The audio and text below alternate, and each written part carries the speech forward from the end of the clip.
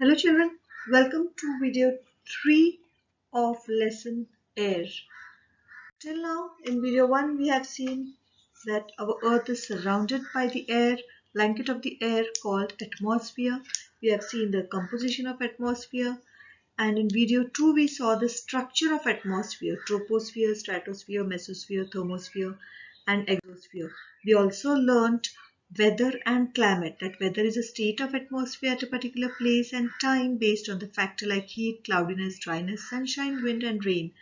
It is an hour to hour, day to day condition of atmosphere of a place, whereas climate is the weather condition prevailing in an area in general or over a long period of time. And today, as I told you, today we are going to see what are the factors that affect the weather of a place or the climate. So the first we'll see what are those.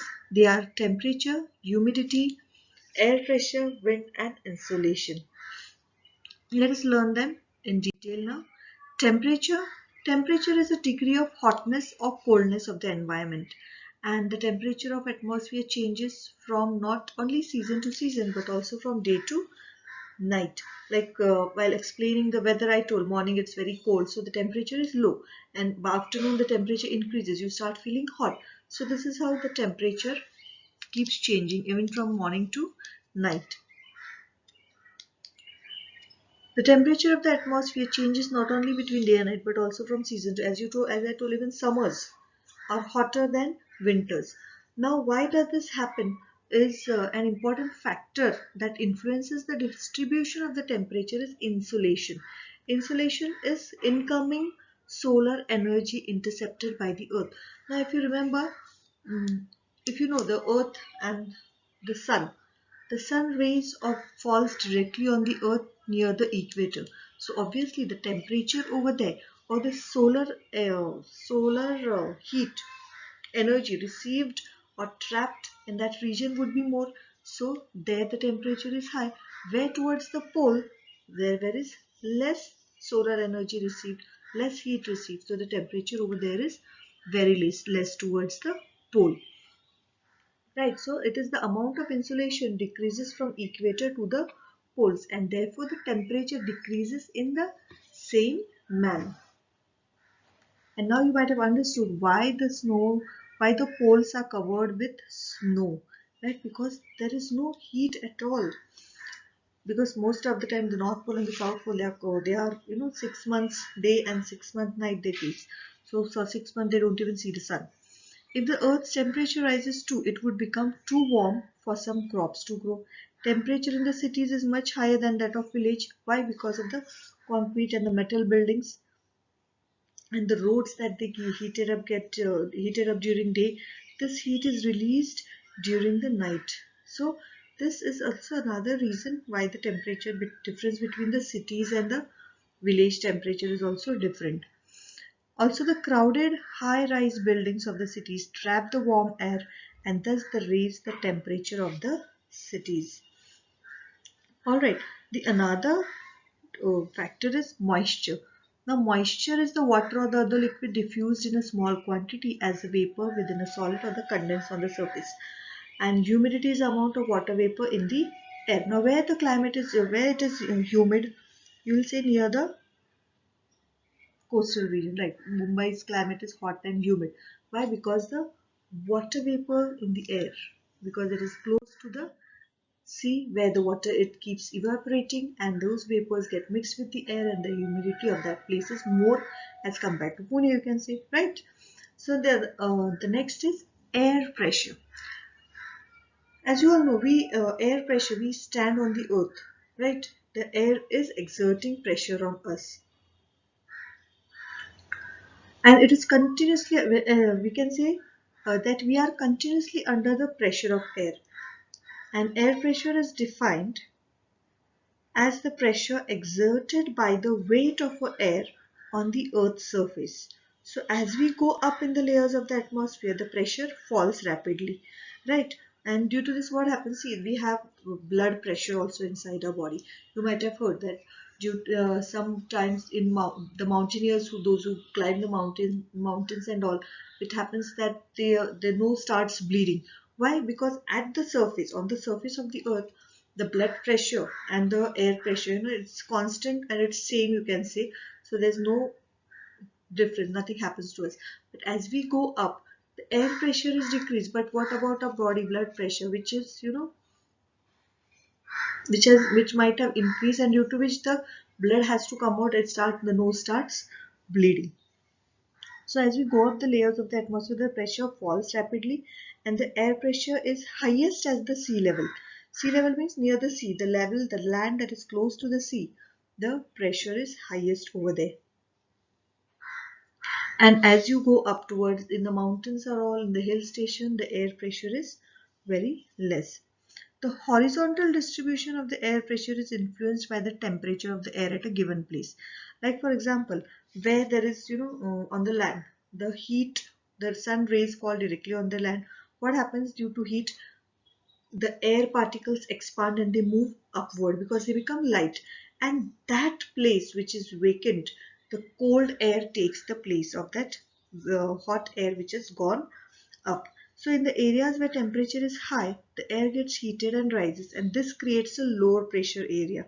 And the low pressure is associated with the cloudy skies and wet weathers. In the areas having low temperature, the air is cold and it is therefore heavy. Heavy air sinks and create a high pressure area. Means I'll show you how cold air is dense or heavy, whereas warm air is light, it goes upward. And the air always moves from high pressure to low pressure.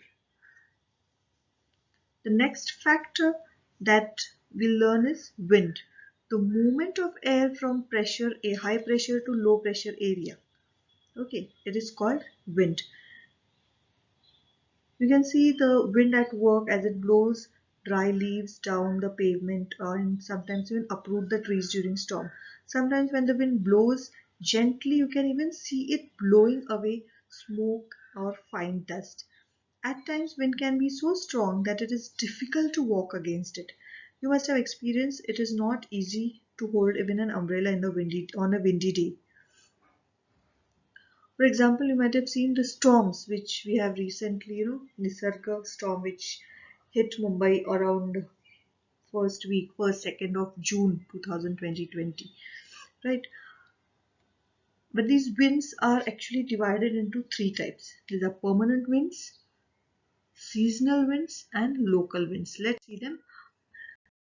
Seasonal winds, these kinds of winds change their direction in different season. For example, monsoon in India. Like monsoon winds come, they rain and they go. After that, we don't have these, so they keep changing. Next is permanent winds. Permanent winds, these also I'll say these are also known as the trade winds or westerlies or easterlies are permanent winds, and they blow constantly throughout the year in a particular direction.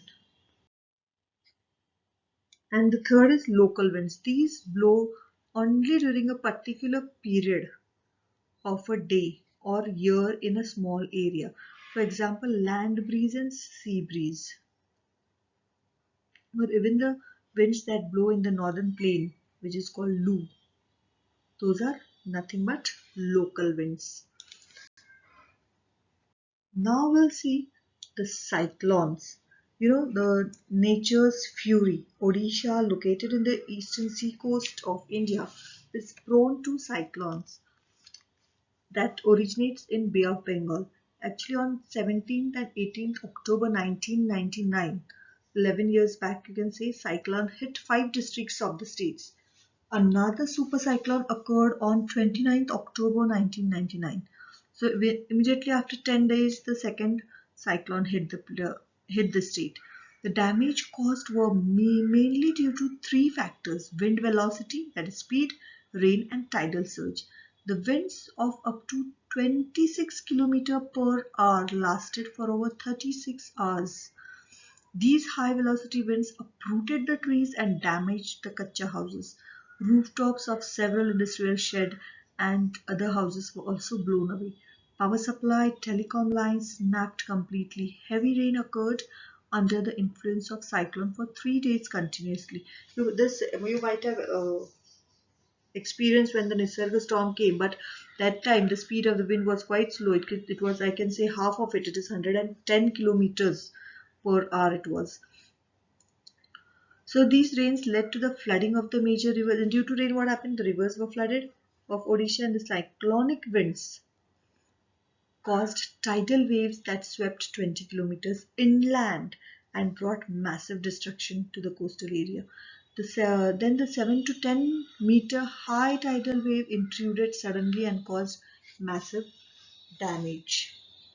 Meters high means the waves that came there were 7 to 10 meters high, and they came onto the land, and the people living there, obviously they lost everything. The cyclone originated as a depression in the Gulf of Thailand near the east of Port Blair on 25th October 1999 and gradually moved in a northwestward direction.